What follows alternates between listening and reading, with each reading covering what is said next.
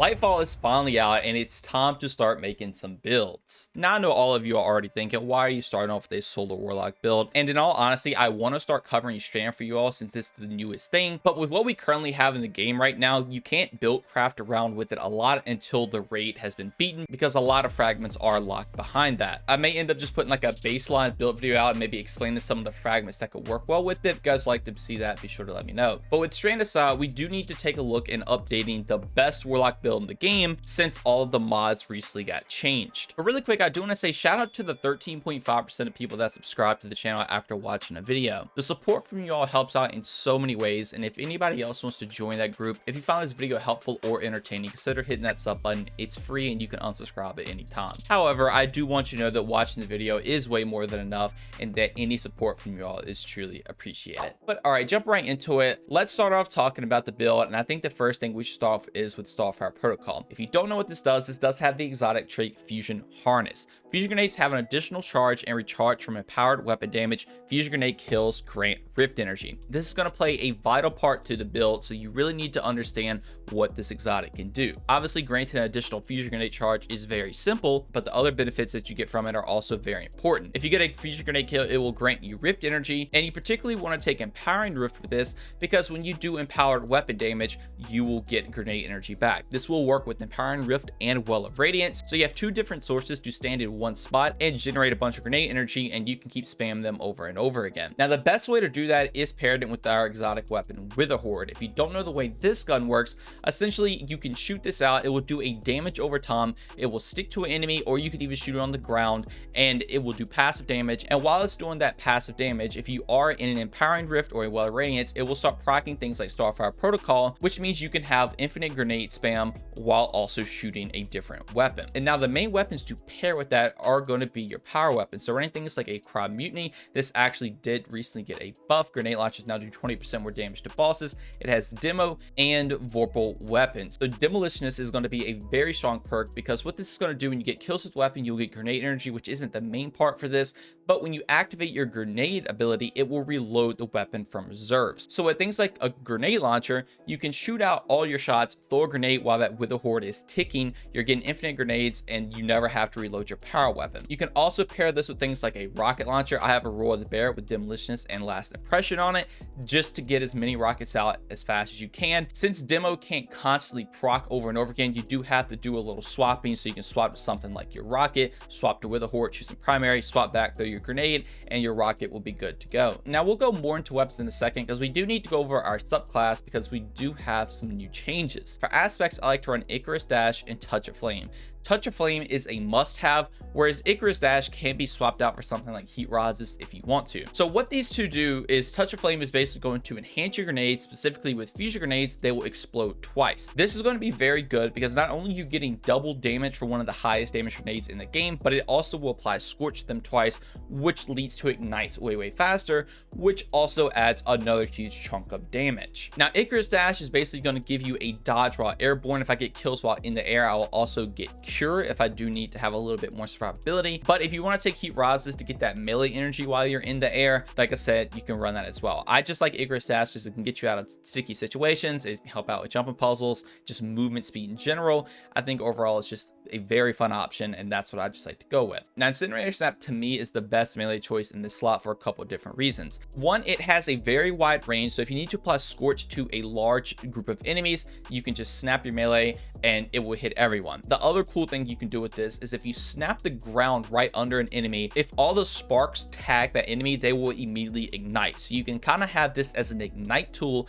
in your back pocket, which is going to help out not only for just doing a lot of damage, but now in Lightfall, if you ignite an unstoppable champion, you can stun them. So now your melee can actually just stun an unstoppable champion if you run up to it, which is really cool. And then obviously also any form of ignite can stun unstoppable champions too. So this class just has intrinsic unstoppable which is really, really cool. Now for Rift, like I said, Empowering Rift to me is the best way to go. If you want to take Healing Rift, you can absolutely do that, but you're probably going to want to play into more ways to getting your grenade back, since the Healing Rift will not fund you that grenade energy like Empowering Rift does. Now, while the Radiance is a great super, is by far probably the best super in the game, it's going to be very good for any boss scenario. Anytime you need to stay alive, throw this down, you're good to go. They did actually buff Daybreak, so if you want to give this a shot, you can, but in overall most scenarios, you're going to be running Well of Radiance for most of the time. Now for fragments, we're going to be taking Emperor of Resolve. This is Solar Grenade Final Blows Cure You. This is a brand new fragment. The problem with this build was the fact you could do a lot of damage, but you couldn't really survive that well. Well, now you have this being able to heal you or cure you on every single grenade kill you get. Now this build's all about spamming grenades, obviously, as much as possible, and you're always going to get guaranteed kills no matter what level of content you were in.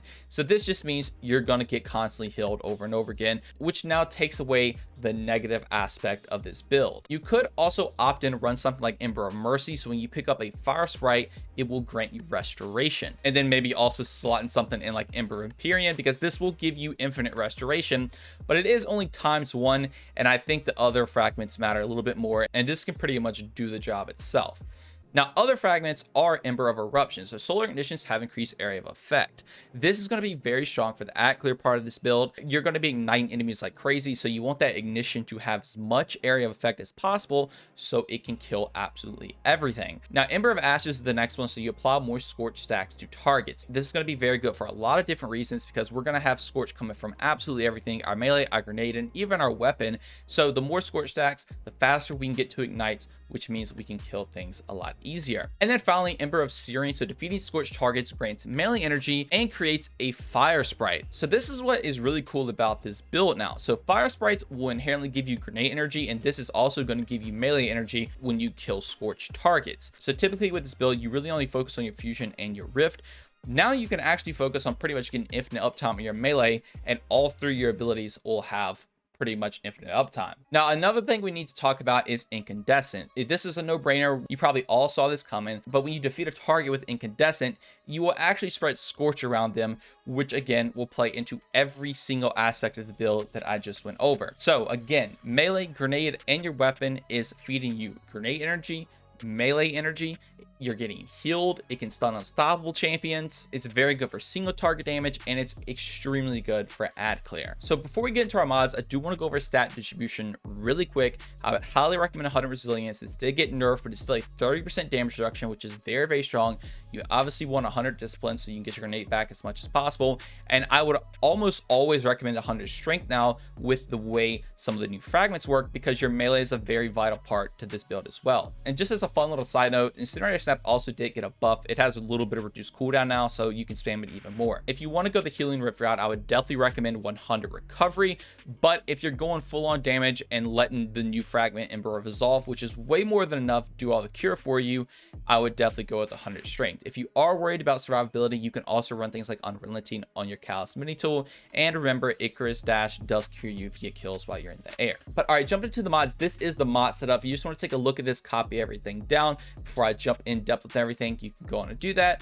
But I'm going to be starting off with our helmet, and we're going to be taking things like Solar Siphon. So what this is going to do, when you get rapid solar weapon final blows, you'll create an orb of power. Since we're mainly going to be running solar weapons all the time, we're going to get orbs of power, and orbs will give you armor charge. Armor charge is a very vital part to this build, and you want to have it as up as much as possible. Now I'm also going to be running Ashes to Asset, so I gain bonus super energy on grenade kills. This mod is extremely powerful. You get a bunch of super energy, and you can even stack this more if you want to get a little bit more, but honestly one's way more than enough. And I would highly recommend taking something like a heavy ammo finder, so this is going to increase the drop chance of heavy ammo when you get kills. So overall with this helmet, you're making orbs, you're getting super energy, and you're getting a bunch of heavy ammo. Now if we move on to the gauntlets, I'm going to be running a solar loader. Since all my main weapons are going to be solar, I want to reload them as fast as possible. And then I also want to take something like a firepower, so whenever I get a grenade kill, I'll make an orb. So now when I get multiple solar weapon kills, I'll make an orb, and when I get grenade kills, I will also make an orb. Again, this is going to be very good, because picking up those orbs not only going to give you some super, but you'll get that armor charge.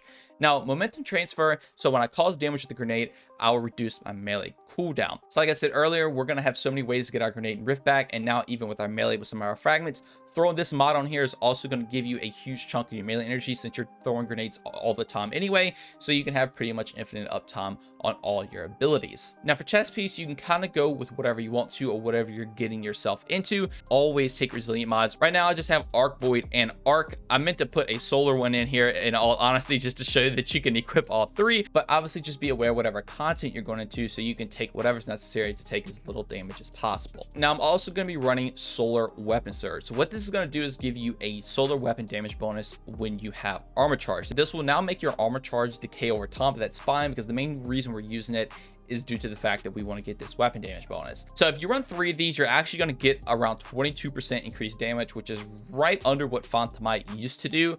So it's still a very, very good damage bonus. I would also argue it is way easier to proc now as well. So you can have pretty much infinite uptime with this increased damage 24/7. If you don't think you need the extra damage, slot in something like recuperation and for survivability could also be a very good option. And then finally for our class item, the main thing we're running is time dilation. Now one of these is way more than enough. I just like to take 2 because what this is going to do is going to make your decaying armor charge actually last a lot longer. So normally you would only have 10 seconds of a solar weapon surge, but with 1 you would go to 15 and then with 2 you go to 18.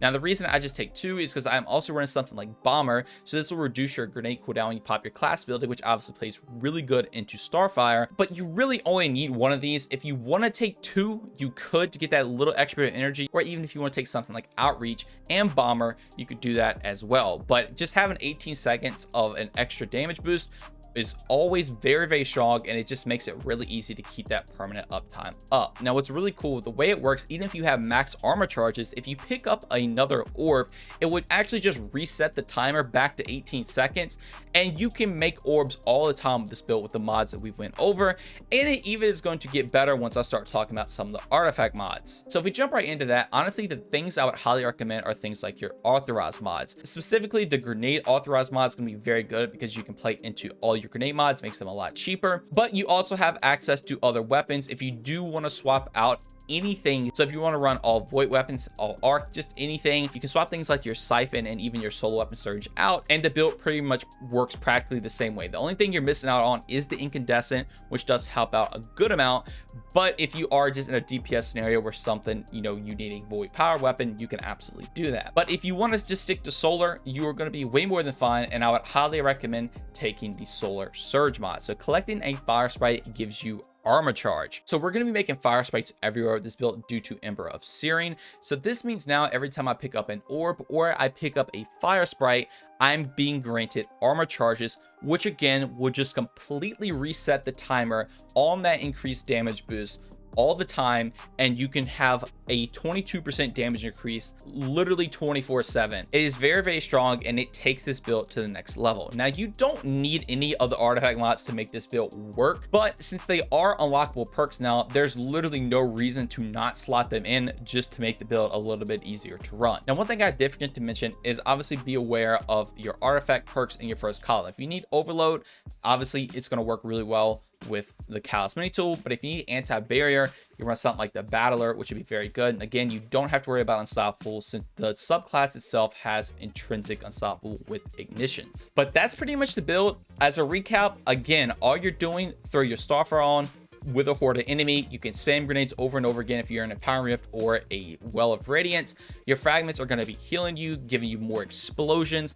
On top of that, you're applying more scorch to make those explosions easier. You're making fire sprites everywhere. You get melee energy back, so now all 3 of your melees can be spammed. Icarus Dash is good for getting out of sticky situations, while the radiance is good for team play or just for survivability in general.